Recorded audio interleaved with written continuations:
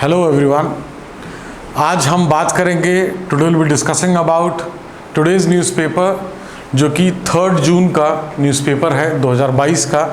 उसमें जो भी आर्टिकल्स या न्यूज़ हैं यूपीएससी से रिलेवेंट, है ना, यूपीएससी से रिलेवेंट, उसको हम डिस्कस करेंगे आपके प्री प्लस मेंस के पर्सपेक्टिव से। लेकिन उसको शुरुआत करने से पहले एक चीज़ मैं जानना चाहूँगा कि आपकी पढ़ाई कैसी चल रही है। अगर आपकी पढ़ाई अच्छी चल रही है देन बहुत अच्छा है, keep it up, go ahead. अगर आपकी पढ़ाई में आपको पास कुछ क्वेश्चंस है, आप कोचिंग कर रहे हैं अगर कहीं, या कोई न्यूज़ एनालाइज कर रहे हैं, दिक्कत आती है, या कोचिंग में जो नोट्स दे रहे हैं या जो पढ़ा रहे हैं उसमें समझ में आता है लेकिन उसको आंसर राइटिंग अगर करना चाहते हैं तो नहीं समझ में आता है, या टेस्ट सीरीज अगर सॉल्व करते हैं तो आपको दिक्कत आती है, तो भी आप अपने क्वेश्चंस जो है कमेंट में कर सकते हैं एंड डेफिनेटली हम लोग उसको आंसर करेंगे।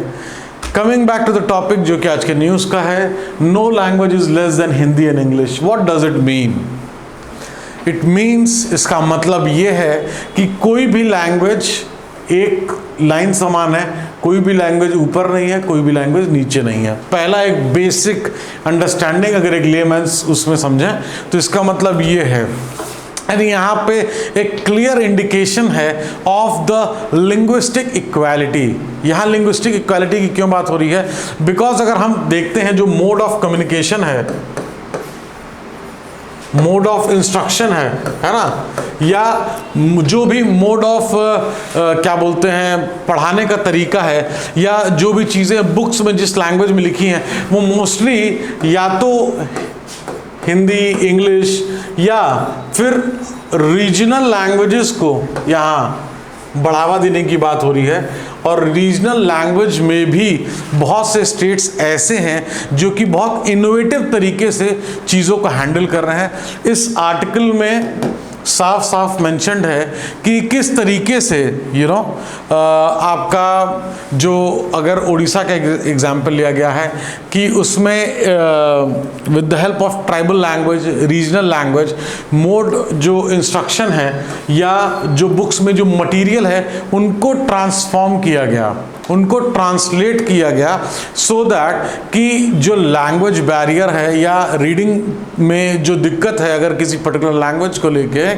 वो बैरियर को मिनिमाइज किया जा सके, कि वो एक बैरियर ना रहे हमारे सामने, एक अपॉर्चुनिटी का काम करे, है ना।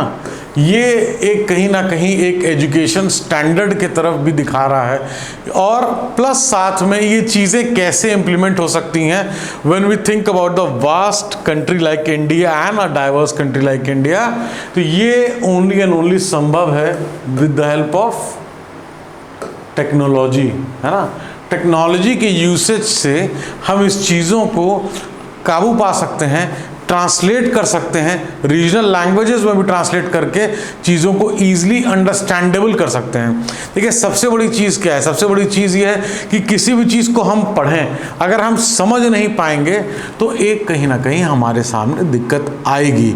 लेकिन अगर उन चीज़ों को हम अपने मदर लैंग्वेज, अपने मदर डायलेक्ट में, अपने रीजनल लैंग्वेज में हम समझेंगे तो हमारे लिए और आसान होगा। अब इसमें क्या है, टेक्नोलॉजी ड्रिवन यूसेज हो रहा है by the ministry of education and the state ministry of education, जिसमें कहीं ना कहीं हर एक स्टेट अपने हिसाब से, बहुत सारे स्टेट सामने आ रहे हैं जो कि out of the box practices में लेके चीज़ों को इनोवेट करके बच्चों के हिसाब से, सो दैट कि कोई भी जो स्कूल ड्रॉप आउट्स होते हैं उसको हम मिनिमाइज कर सकें। पहले भी हमने देखा है कि गवर्नमेंट की बहुत सारी स्कीम्स हैं जिससे कहीं ना कहीं, चाहे वो पीएम पोषण हो या और भी बहुत सारी स्कीम्स हैं जो कि सेंट्रल गवर्नमेंट की भी स्कीम्स हैं, जिसमें कि कहीं ना कहीं जो रिटेंशन है बच्चों का स्कूल में फॉर देयर बेटर एजुकेशन, उसको कहीं ना कहीं जो है कायम रखने का यहाँ बात हो रही है। और ये 5 fingers coming together to form a fist, कहने का अर्थ ये है यहाँ पे कि एक ही तरीके से, एक ही हाथ की 5 उंगलियां हैं, उसको साथ में आना है, तभी वो that will call as a, मतलब एक तरीके से we have to come together, एक क्यूमुलेटिव इफेक्ट क्रिएट करना है, जिस इफेक्ट से हम अपने एजुकेशन के स्टैंडर्ड को और एजुकेशन कि जो यूसेज है उसको भी हम इंक्रीज कर सकें, सो दैट कि उसका वाइड स्प्रेड किसी को भी लिंग्विस्टिक बैरियर या किसी भी अन्य किसी बैरियर के वजह से कोई भी बच्चा रुके ना। अब अगर हम बात करें कि कौन कौन से लैंग्वेजेस हैं किस किस तरीके से, तो सबसे पहले हमको ये समझना होगा कि ये लैंग्वेजेस मेंशन्ड कहाँ हैं। ये लैंग्वेजेस हमारे 8th शेड्यूल में मेंशन्ड है। कहाँ पे? हमारे कॉन्स्टिट्यूशन में। हमारे कॉन्स्टिट्यूशन में ये 8th शेड्यूल में जो है ये मेंशन्ड है। 8th शेड्यूल जो है ना, इसको जो रिकग्निशन 22 लैंग्वेज जो है ना, उसको जो है रिकग्नाइज किया गया है, 8th शेड्यूल में मेंशन्ड है ना। और ये 22 लैंग्वेज कौन कौन सी हैं, कभी कभी ये भी क्वेश्चन आ जाता है। तो लैंग्वेज हैं असमीज, बंगाली, गुजराती, हिंदी, कन्नड़ा, कश्मीरी, कोंकणी, मलयालम, मणिपुरी, मराठी, नेपाली, उड़िया, पंजाबी, संस्कृत, सिंधी, तमिल, तेलुगु, उर्दू, बोडो, संथली, मैथिली, डोगरी। ये जो है ये 22 लैंग्वेजेस हैं जो कि 8th शेड्यूल में मेंशन्ड हैं, है ना। 8th शेड्यूल जो है उसमें ये 22 जो लैंग्वेज हैं ये मेंशन्ड हैं। अब अगर हम बात करेंगे कि क्या अगर क्वेश्चन आपसे पूछा जाए कि was it mentioned in the 8th schedule right from the starting, तो क्या ये 22 की 22 लैंग्वेजेस शुरू से ही मेंशन्ड हैं 8th शेड्यूल में? तो आंसर है नो। 14 जो लैंग्वेजेस थी वो इनिशियली मेंशन्ड थी हमारे 8th शेड्यूल में, है ना। लेकिन फिर 67 में लैंग्वेज कौन सी ऐड हुई? सिंधी ऐड हुई। फिर उसके बाद कोंकणी, मणिपुरी एंड नेपाली, ये लैंग्वेज कब ऐड हुई? 92 में ऐड हुई। फिर बोडो, डोगरी, मैथिली एंड संथली, ये जो है 92nd अमेंडमेंट में जो 2003 का था तब ऐड हुई। तो ये जो लैंग्वेजेस हैं वो समय समय पे जो है ऐड हुई हैं। इनिशियली 14 थी, राइट नाउ 22 हैं। अब 6 ऐसी लैंग्वेज हैं, है ना, जिसको क्लासिकल स्टेटस दिया गया है। क्लासिकल स्टेटस, जो बरसों से, हजारों सालों से जो है लैंग्वेजेस का यूसेज हो रहा है, उसके लिटरेरी जो क्या बोलते हैं, क्या यूसेज है, कहीं ना कहीं वो पाए गए हैं। कोई बुक्स पाई गई है या कोई ना कोई एक ऐसा फॉर्म पाया गया है कि इस लैंग्वेज का प्रेजेंस हजारों साल पहले भी जो है था।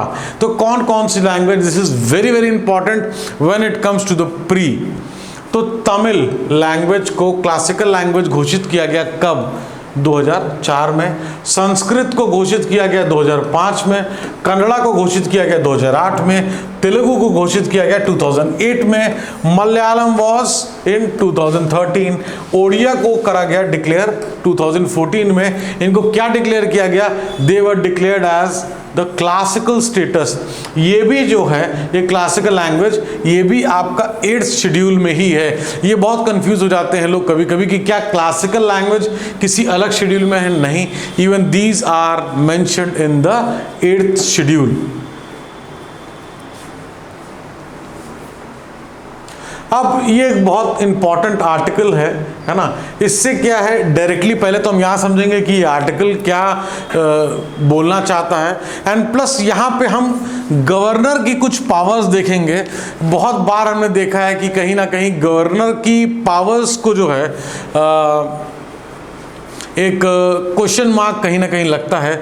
उसके रोल को between state and the centre एक क्वेश्चन मार्क आता है। मैं ये नहीं कहता कि क्वेश्चन मार्क सही है या गलत, वो अपना अपना पर्सनल व्यू है, लेकिन डेफिनेटली ये न्यूज़ में ये आर्टिकल है। ये क्यों है इसको हम समझते हैं, है ना। इसमें बेसिकली जो हमारा करंटली जो चीज़ें चल रही हैं, पहले भी वेस्ट बंगाल को लेके था कि जो गवर्नर है वो बेसिकली चांसलर होता है, एंड जो चांसलर है वही स्टेट रन यूनिवर्सिटीज़ के वीसी वाइस चांसलर को जो है वो अपॉइंट करता है ना। और इसमें क्या है, साफ साफ मेंशन्ड है कि जो अपॉइंट्स होता है वाइस चांसलर का, एक शॉर्ट लिस्ट होती है जिसमें 3 नाम होते हैं। किसी भी यूनिवर्सिटी के वाइस चांसलर का अगर होता है तो 3 नाम होते हैं, और वो जो 3 नाम सजेस्ट करते हैं वो 3 मेंबर सर्च कमेटी होती है।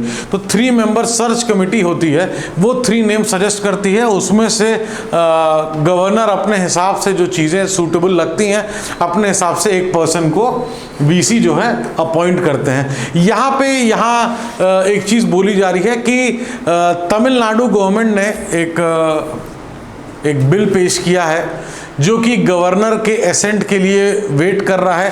गवर्नर ने उसको विथहोल्ड कर लिया है, होल्ड पे डाल दिया है, और क्योंकि गवर्नर की एक पावर होती है। और इसमें इन्होंने क्या किया है कि गवर्नर होल्ड पे डालने के बाद इस बिल में साफ साफ मेंशन्ड है कि जो गवर्नर के एज अ चांसलर पावर है, एज अ अपॉइंटमेंट जो वीसी का अपॉइंटमेंट करते हैं, ये पावर अब क्या होगी, चीफ मिनिस्टर के पास चली जाएगी। ये पावर जो है चीफ मिनिस्टर के पास चली जाएगी, जो कि पहले गवर्नर अपॉइंट करते थे वीसीज को, जो कि स्टेट रन यूनिवर्सिटीज के वीसीज होते थे। अब इसको यहाँ पे कह रहे हैं कि वो चीफ मिनिस्टर करेगा। इस बिल को गवर्नर ने होल्ड कर दिया है। देखिए, गवर्नर के पास पावर होती है। एक तो सबसे पहले हम समझें, governor is the constitutional head of the state. Governor के पास ड्यूअल कैपेसिटी है। एक कैपेसिटी होती है कि वो कॉन्स्टिट्यूशनल हेड है, एक कैपेसिटी होती है कि he acts as a representative, है ना, he acts as a representative. और गवर्नर आपका एक ब्रिज की तरह काम करता है सेंटर और स्टेट के बीच में, है ना। ये बहुत इंपॉर्टेंट चीज है। ये गवर्नर जो है एक तरीके से एक ब्रिज की तरह काम करता है। एक तरफ सेंटर हो गया, एक तरफ स्टेट हो गया, और यहाँ गवर्नर साहब हो गए, है ना।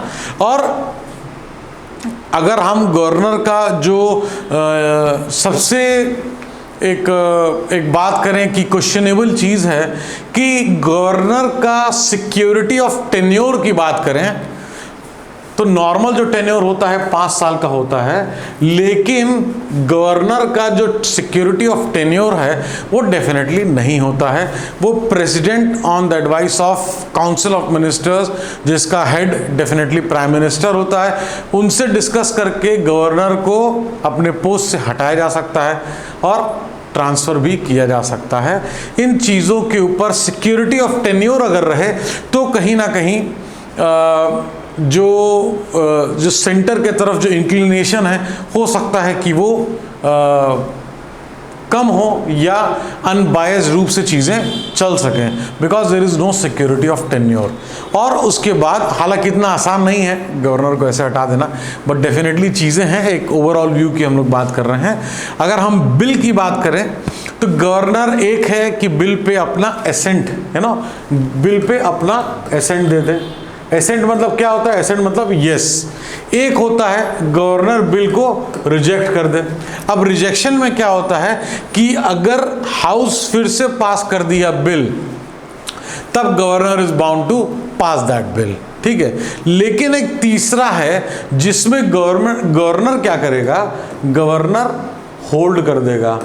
अब होल्ड का क्या है, हमारे संविधान में होल्ड करने का जो टाइम लिमिट है वो मेंशन नहीं है।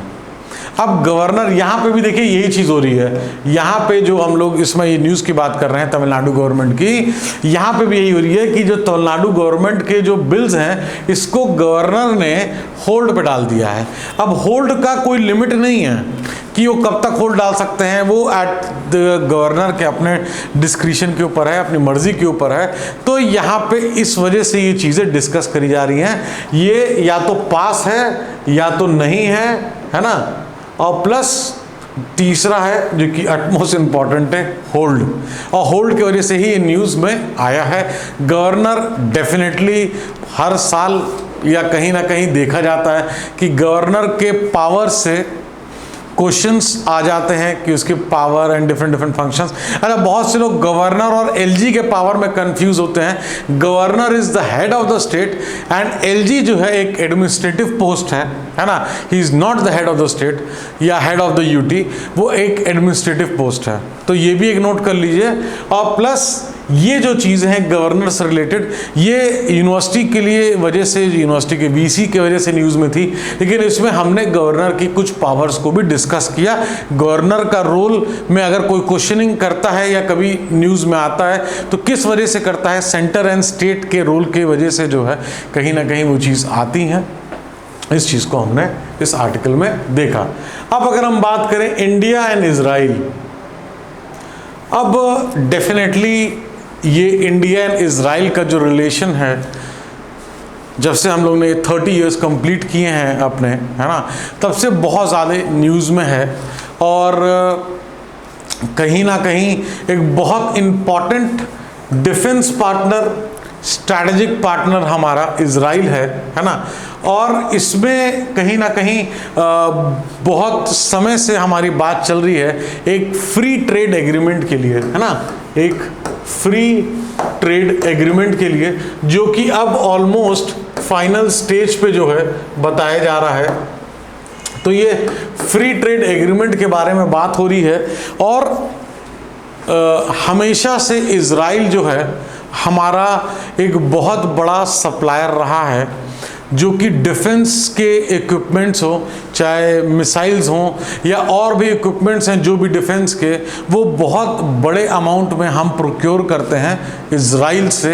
एग्रीकल्चर की अगर हम बात करें तो बहुत इम्पॉर्टेंट जो है रोल प्ले करता है, बिकॉज इन स्पाइट वाटर का क्या सिचुएशन है इजराइल में, डेफिनेटली आपको पता होगा, उसके बाद भी वो अपने लेवल के वाटर लेवल को मेंटेन करते हैं। एग्रीकल्चर में उनका डेफिनेटली बहुत ज़्यादा इनोवेटिव हैंड है, जिसके लिए भी हम विलेजेस की बात करें तो अभी पीछे ही हमने इन कोलैबोरेशन विद इजराइल जो है 75 विलेजेस हैं इंडिया में, जिनको हम डेवलप कर रहे हैं कुछ स्टेट्स के अंदर में। और इसी तरीके से बहुत सारे बायलेटरल रिलेशंस हैं, जो कि हमारे बायलेटरल रिलेशंस कब स्टार्ट हुए, 1992 में हमारे रिलेशंस जो हैं, बेसिकली चीज़ें 1950 से ही थी, लेकिन 1950 के बाद 1992 में देखा गया कि एक बहुत सॉलिड स्टेप जो है लिया गया, एंड तब से कहीं ना कहीं 1992 से और आज हम 2022 में हैं, इसी को हम जो है 30 इयर्स का जो है अपना कंप्लीशन मान रहे हैं, एक बहुत इंपॉर्टेंट एंड स्ट्रैटेजिक रिलेशनशिप का एंड बहुत ही सक्सेसफुल रिलेशनशिप का। पास्ट में भी हमने देखा है कि कभी भी इंडिया पे अगर दिक्कत आई है या कोई प्रॉब्लम आई है तो इजराइल हमेशा जो है सपोर्ट में रहा है इंडिया के। यहाँ तक कि जब हम न्यूक्लियर टेस्ट कर रहे थे तो बहुत सारे कंट्रीज थी वर्ल्ड में जिन्होंने अपोज किया था, but Israel was among one of the countries जिसने उस चीज़ के ऊपर कोई भी अपोजिशन नहीं की थी, और वो हमारा बहुत इंपॉर्टेंट डिफेंस पार्टनर है। अब अगर हम बात करें डिफेंस कॉपरेशन की बिटवीन इंडिया एंड इजराइल, तो 2020 में इंडिया जो है इंक्रीज करा अपनी FDI लिमिट, क्या कि ऑटोमेटिक रूट के थ्रू 49 से उसको इंक्रीज कर दिया गया 74%, है ना।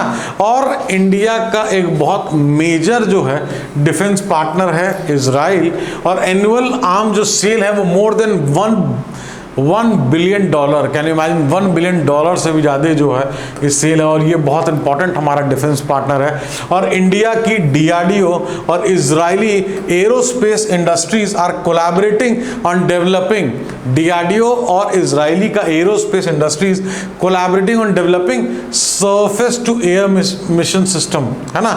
ये कहीं ना कहीं एक बहुत इंपॉर्टेंट जो है पार्ट है, और बहुत सारे सेक्टर में, रिन्यूएबल एनर्जी में अगर देखें तो बहुत इंपॉर्टेंट पार्ट प्ले करता है हमारे लिए इजराइल, और इजराइल से रिलेटेड जो टेक्नोलॉजी है और इंटरचेंजिंग ऑफ टेक्नोलॉजी, चाहे वो एग्रीकल्चर हो, डिफेंस हो, स्ट्रैटेजी हो, ट्रेनिंग पार्ट हो, ये सारी चीज़ में कहीं ना कहीं इजराइल हमेशा जो है हमारे साथ रहा है और चीज़ों की डेवलपमेंट में हमेशा हेल्प किया है। फिर अगर हम बात करें ये जो न्यूज़ है, do we need a law to compensate those implicated in false case. देखिए, इसको बहुत डिटेल में हम नहीं जाएंगे, बस यहाँ पे अगर हम चीज़ें समझें तो यहाँ पे सबसे बड़ी चीज़ ये हो रही है कि जैसे अगर कोई भी पर्सन है तो अगर पर्सन को मान लीजिए किसी केस के अंदर जो है वो जेल में है और अनएसेंटली कोई चीज़ डिसाइड हो रही है, या वो बेल पे अगर बाहर नहीं है, जेल में है, और फिर उसके बाद में उसको बेल मिलती है, तो क्या कोई कंपनसेशन होना चाहिए, और क्या वो कंपनसेशन थ्रू आउट एक रेगुलर वे में होना चाहिए, जैसे कि जुडिशरी का एक तरीके से कहते हैं एक स्टैंडर्ड सेट कर दे कि हाँ ये लेवल ऑफ कंपनसेशन जो है थ्रू आउट जुडिशरी मिलेगा। तो उस कंपनसेशन की यहाँ पे बात हो रही है, और कहीं ना कहीं एक जुडिशरी के कुछ सिस्टम में मॉडिफिकेशन की भी यहाँ बात हो रही है कि किस सिस्टम को मॉडिफाई किया जाए, एक सामान्य रूप से चीज़ों को रखा जाए, और प्लस एक कॉमन प्लेटफॉर्म के तहत जो है चीज़ों को किया जाए विदाउट एनी बायस, चाहे वो किसी भी इकोनॉमिकल स्टेटस से हो, किसी भी प्रोफेशन से हो, किसी भी चीज़ें से हो, अनलेस एंड अनटिल रिक्वायर्ड उसको एक कॉमन तरीके से देखा जाए। प्लस यहाँ पे बहुत समय से ये भी एक बात चलती है कि जैसे सुप्रीम कोर्ट है, तो बहुत सी जगहों से अलग अलग डायरेक्शन, चाहे नॉर्थ साउथ ईस्ट वेस्ट, कहीं से ही बात करें, because in a vast country like India बहुत से लोगों के लिए बहुत डिफ़िकल्ट होता है ट्रैवल करना, आना, और उस चीज़ों को अपने कोर्ट्स में अकॉर्डिंग टू द डेट्स क्या बोलते हैं वहाँ प्रेजेंट रहना। तो कहीं ना कहीं चीज़ें क्या सुप्रीम कोर्ट की भी कोई किस तरीके से चीज़ों को इस पे अगर कोई रास्ता निकाला जा सके तो क्या रास्ता निकल सकता है, इन सब चीज़ों को भी ये डायरेक्टली नहीं मेंशन्ड है, लेकिन डायरेक्टली या इनडायरेक्टली इस चीज़ पे हम सोच सकते हैं अपने एग्जाम पॉइंट ऑफ व्यू से। एंड डेफिनेटली यहाँ पे जो भी है किसी भी इनोसेंट को, जैसे अगर यहाँ पे बात हो जा रही है कि किसी भी इनोसेंट को अगर किसी चार्ज के अंदर बुक किया जाता है और बाद में उसको बरी किया जाता है, तो क्या कंपनसेशन का लेवल होना चाहिए, किस तरीके से हम कंपनसेट कर सकते हैं, इस चीज़ की बात हो रही है। और यहाँ पे स्टैंडर्डाइजेशन ऑफ जुडिशरी की भी जो है बात हो रही है। इसी तरीके से हमने कुछ चीज़ों को एनालाइज किया और एग्ज़ाम के पॉइंट ऑफ व्यू से जो है उसको, बिकॉज आर्टिकल तो बहुत कुछ बोलता है, लेकिन हमारे एग्ज़ाम के हिसाब से हमको क्या जानकारी की आवश्यकता है, हम अगर उस पर कंसंट्रेट करें तो इट्स बेटर, बिकॉज इतने सारे कॉन्सेप्ट्स हैं, हम हर चीज़ तो नहीं पढ़ सकते, बट जो पढ़ें हम अच्छे से पढ़ें, नोट्स बना सकते हैं तो नोट्स बनाएं, रिवाइज करें, और समय, because time will fly like wind, respect the time. अगर आप 2023 का अटेम्प्ट दे रहे हैं तो बहुत जल्दी हम एक 2023 के लिए स्पेशल स्ट्रैटेजी वीडियो बनाने वाले हैं, हो सकता है वो कल ही आपको मिल जाए, और उस वीडियो में हम डिस्कस करेंगे राइट फ्रॉम द स्क्रैच। अगर किसी को बेसिक पता हो या ये भी ना पता हो कि कौन कौन सी बुक पढ़नी है, कैसे कैसे पढ़नी है, कितना समय देना है, उसको भी उस वीडियो में हम डिस्कस करेंगे। Thank you so much for watching this video.